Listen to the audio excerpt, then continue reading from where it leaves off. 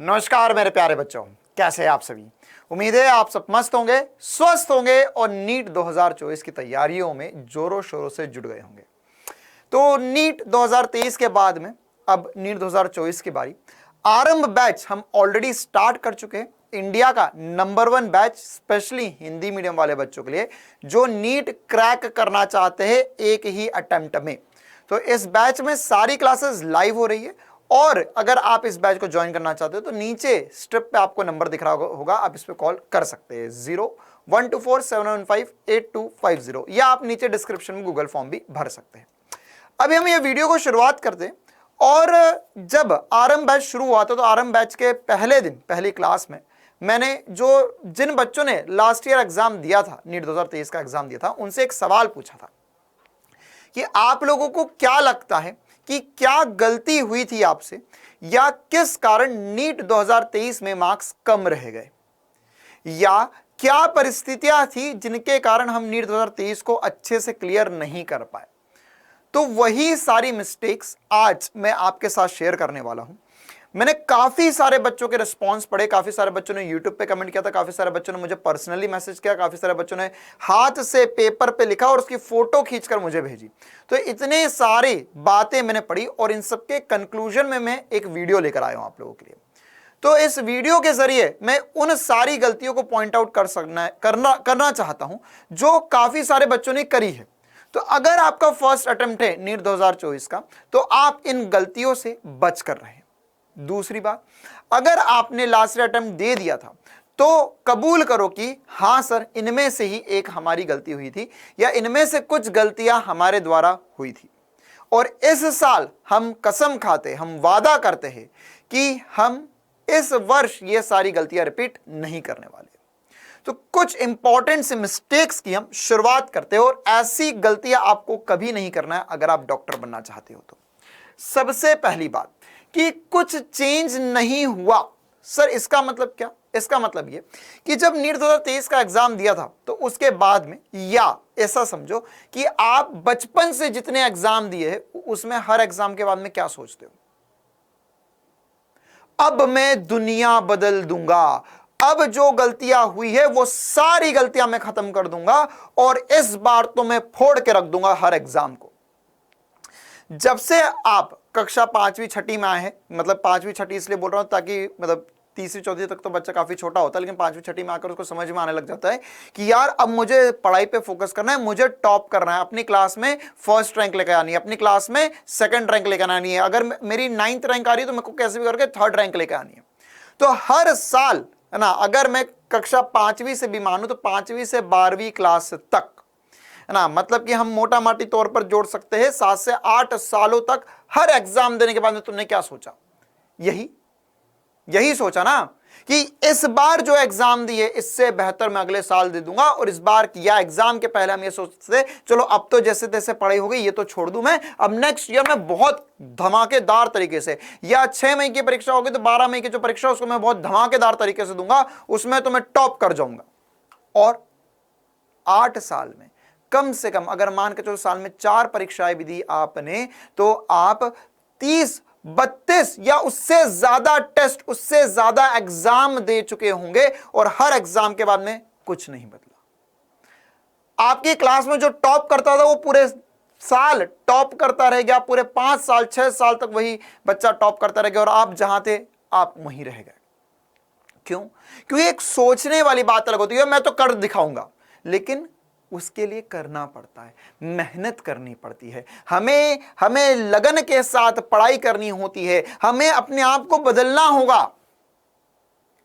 अगर जिंदगी में एक बात हमेशा ध्यान रखना कि अगर जिंदगी में तुम कुछ ऐसा पाना चाहते हो जो आज तक तुमने नहीं पाया तो ऐसा कुछ करना भी होगा जो आज तक तुमने कभी नहीं किया। तो वो करना होगा, हमें पढ़ना होगा, हमें मेहनत के साथ कंसिस्टेंसी के साथ करना होगा। तो सबसे पहली बात तो इनमें से याद देखो, मेरे पास 12 पॉइंट है ना। मैं चाहूंगा कि वीडियो खत्म होने के बाद में नीचे आप लोग कमेंट करो कि हाँ sir point number 1, point number 5 या पॉइंट नंबर 8 जो आपने बताया वो गलतियां मैंने करी थी, है ना। तो आपकी जो भी गलतियां थी इनमें से वो नीचे कमेंट जरूर करना और वादा करना कि सर अगले साल या 2024 में हम इसमें से कोई गलती रिपीट नहीं करने वाले।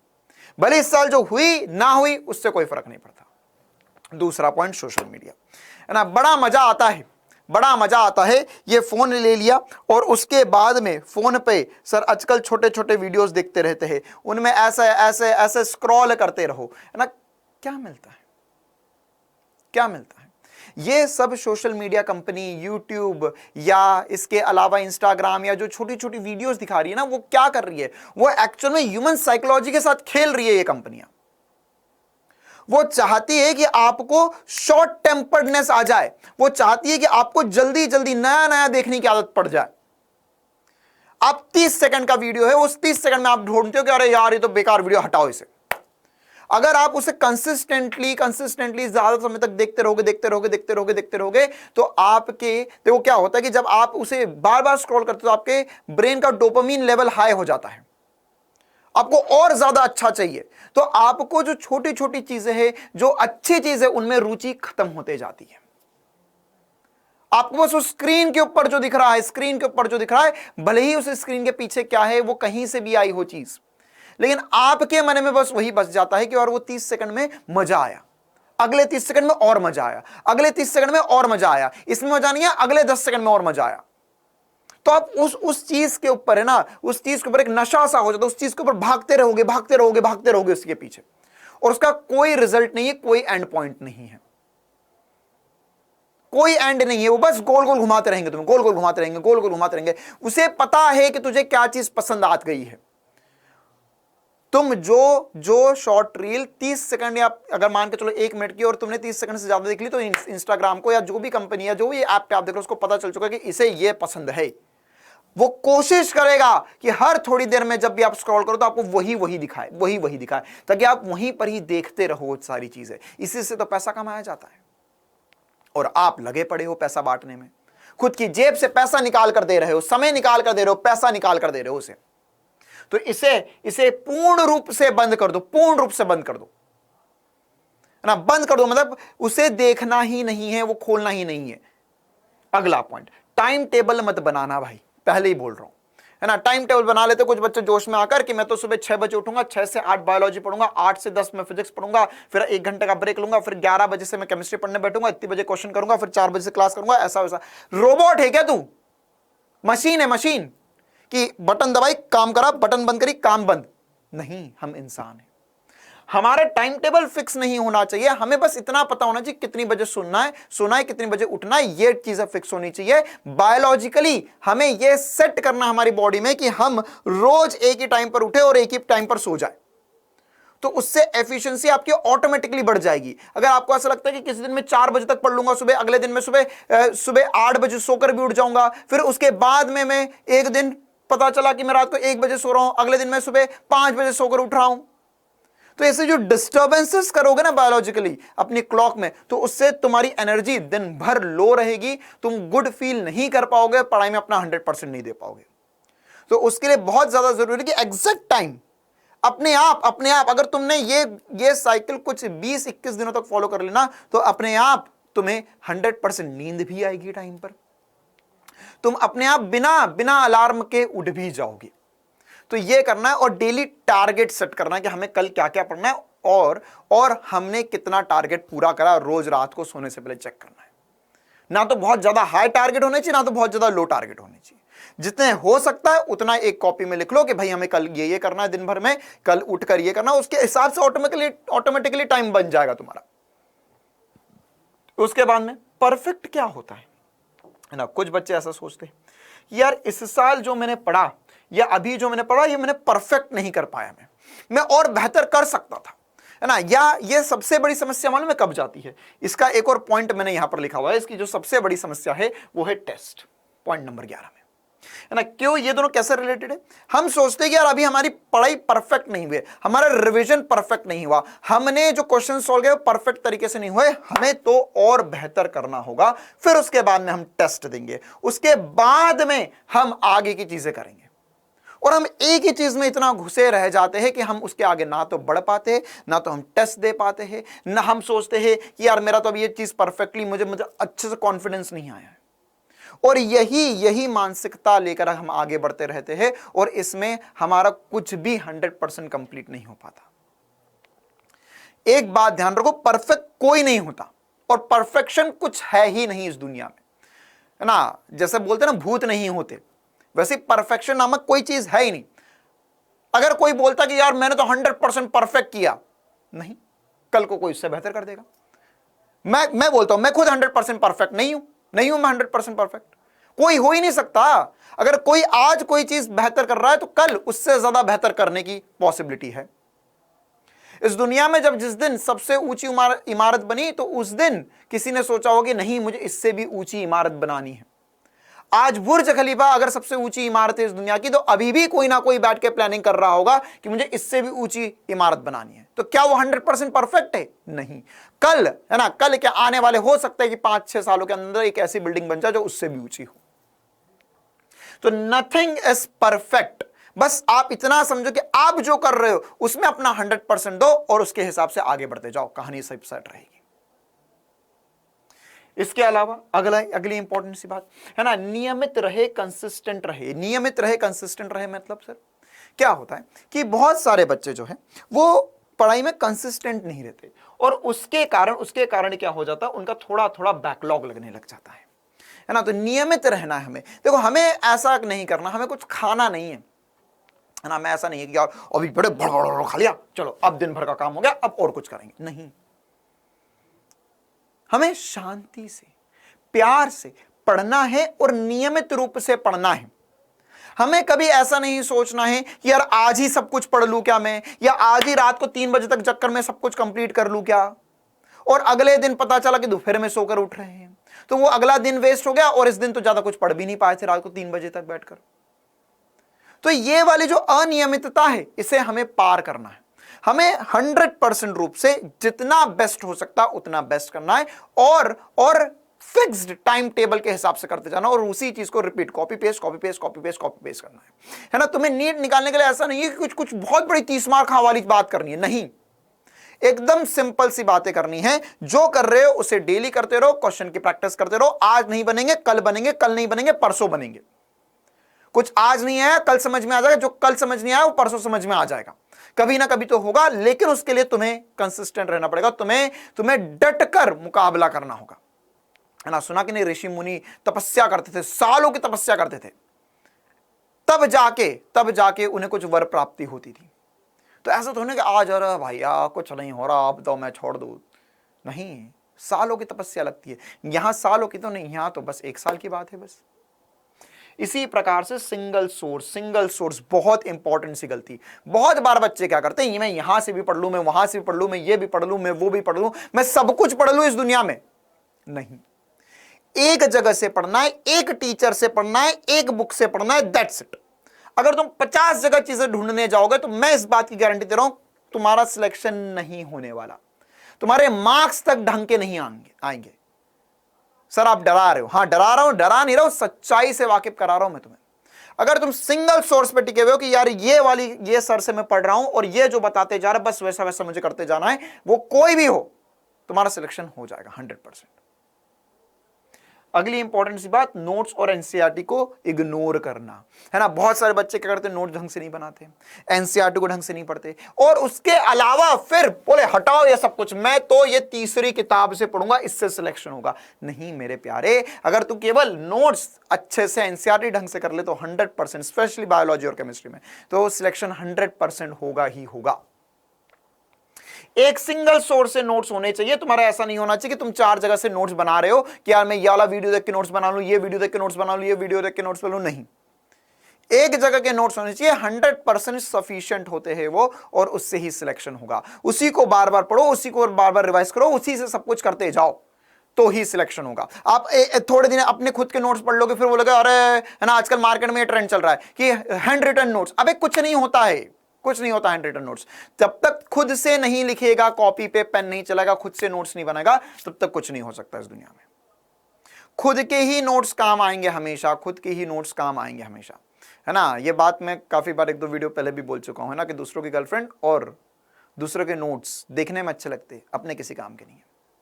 तो अगर मैं अपने नोट्स दे दूंगा तो वो तेरे किसी काम के नहीं है। जब तक तू कॉपी पे पेन नहीं चलाएगा, जब तक खुद से नहीं लिखोगे और खुद से सारी चीजें रिवाइज नहीं करोगे, तब तक कोई काम के नहीं हो नोट्स। ओवर थिंकिंग, बहुत इंपॉर्टेंट सी बात। पढ़ते पढ़ते मन में ख्याल आ जाता है कि मैं डॉक्टर बन जाऊंगा तो ये कर लूंगा, है ना, उसके बाद में मैं शादी कर लूंगा, उसके बाद मैं एक हॉस्पिटल खोल लूंगा, अपने घर वालों को यहाँ ले जाऊंगा, वहाँ ले जाऊंगा, वहाँ घूमूंगा, या भविष्य को ना सोचते हुए भूतकाल में घुसे रहते हो। यार उस दिन मैं मिलने गया था तो वो तो मुझे ऐसा बोल रही थी, उसने ऐसा कैसा बोल दिया, ऐसा तो गलत बोल दिया, इसने मेरे को ऐसा कैसे मैसेज कर दिया, अरे रुको मैं अभी रिप्लाई कर देता हूं, अरे यार मैंने गलत बोल दिया, मेरे को ना ऐसा बोलना चाहिए था, वैसा नहीं बोलना चाहिए था, है ना, मैं और अच्छे से बोलूंगा। अब मैं तो इसके मैसेज का भयंकर रिप्लाई करूंगा, इसकी हिम्मत कैसे हो गई ऐसे मुझे बोलने की। या उसने मुझे क्लास में उस दिन ऐसा कर दिया था, बस सेल्फ ईगो में अटके रह जाओगे कि यार उसने तो सबके सामने मेरी बेइज्जती कर दी थी, अगली बार मैं बदला लूंगा। बस उसी सेल्फ ईगो में उलझे रह जाओगे, ओवर थिंकिंग करते रह जाओगे, और सामने किताबें, सामने भविष्य है जिसे पढ़कर नीट का एग्जाम देकर तुम उसे मुंह तोड़ जवाब दे सकते हो। कोई भी रहा हो, तुम्हारा कोई भी दोस्त रही हो, कोई भी दोस्त रहा हो, है ना, कैसा भी रहा, उसको मुंह तोड़ जवाब दिया जा सकता है। बस एक बार नीट पढ़कर, नीट की एग्जाम क्वालिफाई कर वो खुद तुम्हारे पास चलकर आएंगे। तो इसके लिए ओवर थिंकिंग नहीं करना है, बस कंसिस्टेंटली पढ़ते रहना है। अगले से कुछ और important points, completing syllabus. Syllabus complete करना बहुत आवश्यक है। अब क्या होता है सिलेबस कंप्लीशन के दौरान, तुम कितना भी जोर लगा लो, कभी ना कभी ऐसा हो जाएगा कि तुम्हारा कुछ ना कुछ बैकलॉग रह जाएगा, तुम्हारा कोई ना कोई सा टॉपिक या कोई ना कोई सा चैप्टर छूट जाएगा। अब यहां से नई रामायण शुरू होती है कि सर मेरा तो वो चैप्टर छूट गया था, तो अभी मैं ये पढ़ूं या वो पढ़ूं, अभी जो नया चल रहा है वो भी छूट जाएगा, फिर मैं पुराना पढ़ूं या नया पढ़ूं। तो इसके लिए आरंभ बैच में हमने सबसे बेहतरीन समाधान किया है कि आपका किसी भी समय अगर कोई भी क्लासेस छूट जाती है, तो अगर क्लासेस छूट जाती है तो आपको हर महीने के एंड में 5 से 6 दिन दिए जाएंगे, जिसमें वो महीने में जो सब कुछ पढ़ा है वो रिवाइज करवा जाएगा। उन दिनों में शाम को क्लास चलती रहेगी, मॉर्निंग टाइम पर हम वो सब कुछ फिर से बताएंगे। तो वो या तो आप रिवीजन पर्पस से मान लो, आपका अगर रिवीजन करना है तो वो रिवीजन भी कर सकते हो बैकलॉग क्लासेस के जरिए, अगर कुछ छूट गया हो तो वो उन क्लासेस से अटेंड कर सकते हो। लेकिन इसका मतलब ये नहीं कि हमें छोड़ देना है, हमें कुछ भी नहीं छोड़ना है। और साथ ही साथ अगर कुछ छूट जाता है तो उसे छोड़ दो, आगे बढ़ो जिंदगी में। जितना रोगे उसके पीछे उतना पछताओगे बाद में, है ना। जाने वाले को कोई नहीं रोक सकता, है ना। तो वो जाने वाला था, चले गया, वो टॉपिक जो था वो चले गया, वो चैप्टर जो था वो चले गया, वो छूट गया, उसे छोड़ दे अभी के लिए, अभी आगे बढ़, आगे पढ़, वरना ये भी छोड़ देगा, फिर ये छूट जाएगा, फिर आने वाला छूट जाएगा, फिर ये आने वाला छूट जाएगा, फिर ये चेन रिएक्शन होगी, फिर आखिरी तक यही चलता रह जाएगा। तो इसके लिए बेस्ट है वो अभी के लिए छोड़ दो, आगे पढ़ो, आगे चीजें समझने की कोशिश करो, और बाकी बैकलॉग सीरीज में कवर कर लेंगे हम। अच्छा, कुछ और 2 इंपॉर्टेंट से 12 ही पॉइंट है हमारे पास, है ना, 2-3 और इंपॉर्टेंट से पॉइंट बचे हुए, जो हुआ उसे छोड़ो। जैसे अभी बैकलॉग की बात बताई, ये बैकलॉग की बात ही नहीं है, इसके अलावा और बहुत सारी चीजें हैं, है ना। जिंदगी में हम, जैसे जो नीट 2023 में जिन बच्चों ने एग्जाम दिया होगा उन्होंने ये बात ऑब्जर्व करी कि जिंदगी में हम एक बात बहुत बढ़िया तरीके से करते हैं, है ना। ये सभी इंसानों की फितरत होती है, बहुत मस्त चीज लगती है मुझे ये, है ना। और कभी कभार तो हमें भी करने में मजा आता है, क्या, ब्लेम, दोष देना, है ना, दूसरों को दोष देना या दूसरों को ब्लेम करना कि यार जो हो गया उसे छोड़ दो अब, है ना।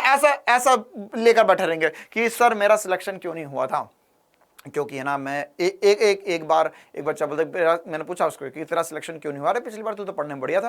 तो अरे सर क्या बताऊं, एक बार है ना मैं बीमार पड़ गया था, तो 8 दिन तक मेरे को बुखार रहा था, सर निमोनिया हो गया, फिर उसके बाद में मेरी तबीयत ठीक हुई, फिर मेरा तो फ्लू ही टूट गया, फिर मैं तो कुछ कर ही नहीं पाया।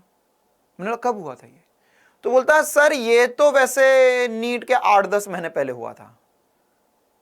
उस बच्चे ने 11th 12th दोनों साल कोचिंग करी, और जब 11th का आखिरी वाला पोर्शन चल रहा था तब उसकी तबीयत खराब हुई थी, बाकी पूरा 12वीं था, उसके आगे का पूरा 11वीं था। मतलब कि अगर तूने एक चैप्टर भी छोड़ा होगा तो मान के चल उसके 3 क्वेश्चन आए, 4 क्वेश्चन आ गए, चारों के चारों तेरे गलत थे, बाकी सब तो करके आता, बाकी में नंबर क्यों नहीं है। तो सर फिर उसके बाद तो हो नहीं पाता ना, फिर उसके अंदर में पुराना पढ़ता रह गया, फिर आगे का चलता रह गया, और इसी कहानी में मामला फुस हो गया। या इसके अलावा अलग बहाने, सर मेरे घर में दिक्कत है, मेरे परिवार में दिक्कत है सर, है ना, सर मैं बहुत गरीब हूं, सर मेरे मेरे परिवार में ना सर सुविधा अच्छी नहीं है, सर मेरे घर पर ऐसा हो रहा है, सर मेरे घर पे शादी हो रही है किसी की, सर मेरे घर पे नेट नहीं चल रहा है, सर मेरे पास मोबाइल ढंग का नहीं है, सर मेरे को पढ़ाया हुआ समझ नहीं आता है, सर मेरे पास नोट्स बनाने के लिए समय नहीं बचता है, सर मेरे पास रिवीजन के लिए समय नहीं बचता है, सर मैं टेस्ट नहीं लगा पाता हूं। दुनिया भर के बहाने चलते रहेंगे, इधर उधर ब्लेम करते रहोगे, दोष देते रहोगे। सर मेरे दोस्त खराब है, सर मेरा दोस्त ने मेरा फोन ले लिया, सर मेरे घर में मेरा छोटा भाई मेरे को फोन नहीं देता पढ़ने के लिए, मेरे बड़े भैया ऐसे करते हैं। ये दुनिया भर की बातें चलती रहेगी चलती रहेगी चलती रहेगी, और इसी सब में तुम उलझ के रह जाओगे और नीट में कभी सिलेक्शन नहीं ले पाओगे। तो दोष नहीं देना है, जो हुआ उसे छोड़ दो और सच्चाई को फेस करो, है ना। तुम्हारा सिलेक्शन किसी भी कारण ना हुआ हो, तुम पढ़ाई में किसी भी कारण पीछे रह गए हो, उससे कोई फर्क नहीं पड़ता। अब आगे क्या करना है ये सोचो, आगे क्या करना है ये सोचो, भविष्य पे ध्यान दो। जो हो गया उसे छोड़ दो, जो बीतना था वो बीत चुका, जो होना था तुम्हारे साथ वो सब कुछ हो चुका। उसके बारे में सोचकर तुम भविष्य ही बर्बाद कर सकते हो अपना, और कुछ नहीं कर सकते हो, कि जो बीत गया उसे बदला नहीं जा सकता, जो बीत गया उसे बदला नहीं जा सकता। लेकिन अगर तुम अभी सोचोगे उसके बारे में तो अब आने वाला भविष्य जरूर बर्बाद कर लोगे इसके पीछे। तो अपना भविष्य सुधारो, जो बीत गया उसे कुछ नहीं कर सकते, छोड़ दो उसे बस। इसी प्रकार से टेस्ट ना देने वाली बात भी मैंने आप लोगों को बता दी थी कि भैया टेस्ट टाइमली देना है सभी को। जितने ज्यादा टेस्ट दोगे, जितने ज्यादा क्वेश्चंस लगाओगे, उतना ज्यादा 100% अपना दे पाओगे। हर एक चैप्टर के यूनिफॉर्म नंबर ऑफ क्वेश्चंस करो, बराबर नंबर ऑफ क्वेश्चंस करो, बराबर टेस्ट दो सबका, इसी से सिलेक्शन होगा। तो ये कुछ 12 इंपॉर्टेंट से पॉइंट्स थे, 12 इंपॉर्टेंट से पॉइंट्स थे। मुझे उम्मीद है कि आप लोगों को ये सारी बातें जरूर 100% रूप से समझ में आई होगी। ये वाले वीडियोस अगर आपको वैल्यू मिलती है तो नीचे कमेंट जरूर करना, और साथ ही साथ में हर एक बच्चा, जितने बच्चे वीडियो देखे, उसे एक छोटी सी उम्मीद कर रहा हूं कि आने वाले समय में ये कोई गलती नहीं करेंगे। और नीचे मैं कमेंट में चाहता हूं कि अगर इसके अलावा भी और कोई सी गलती आपने करी थी, या आपके साथ इसके अलावा भी कुछ हो रहा हो, तो क्या हो रहा है पढ़ाई में, क्या बाधा आ रही है, और इसमें से कौन सी गलती आपसे हुई थी, उसका पूरा लिखने की जरूरत नहीं, बस लिख देना सर गलती नंबर 1, गलती नंबर 3 वादा है हम नहीं करेंगे आने वाले समय में। ठीक है, तो all the very best NEET के लिए। आरंभ बैच के लिए लिंक नीचे डिस्क्रिप्शन में दी गई है, आप उसमें गूगल फॉर्म भर सकते हैं, आरंभ बैच ज्वाइन कर सकते हैं। अब मिलेंगे आने वाले समय में, तब तक के लिए बड़ा से पढ़ते रहो, स्वस्थ रहो, मस्त रहो। Thank you, tata bye bye.